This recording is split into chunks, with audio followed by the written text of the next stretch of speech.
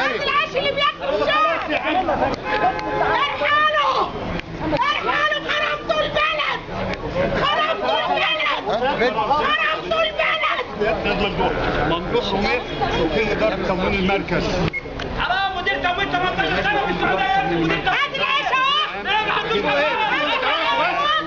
قرار الوزير ان الانبوبه ب 8 جنيه بتتباع ب 12 جنيه في قلب المستودع. هل ينفع عايل ليه؟ ان يفرق لنا شبوبه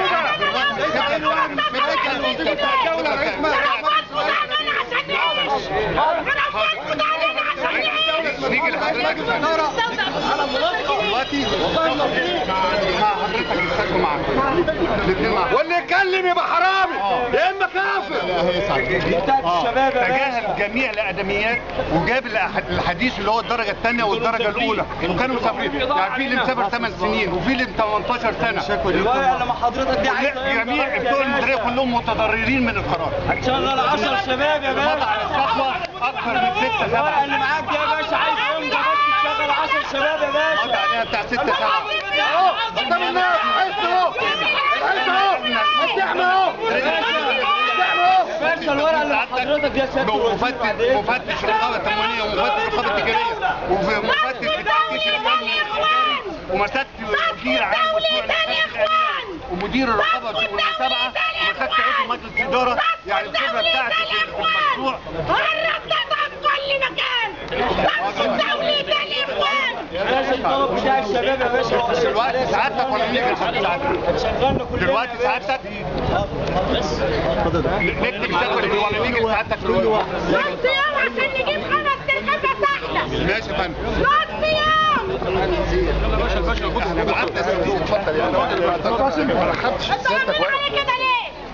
كفاياكم بقى ده هم اللي بيموتوا فيكم. كفاياكم. ورقه معاك يا باشا. حاضر. السلام عليكم. ربنا يوفقك يا باشا.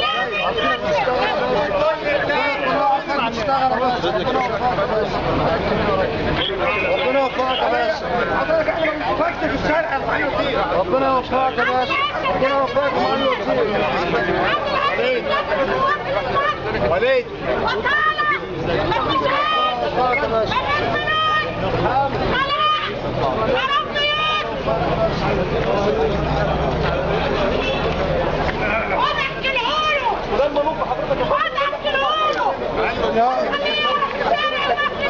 خليه يعرف المواطن المصري عايش ازاي. احنا عايشين عيشة النفس. ما بتنزلش عشوائي في الشوارع. انت لو بص هتنزل لوحدك في الشارع.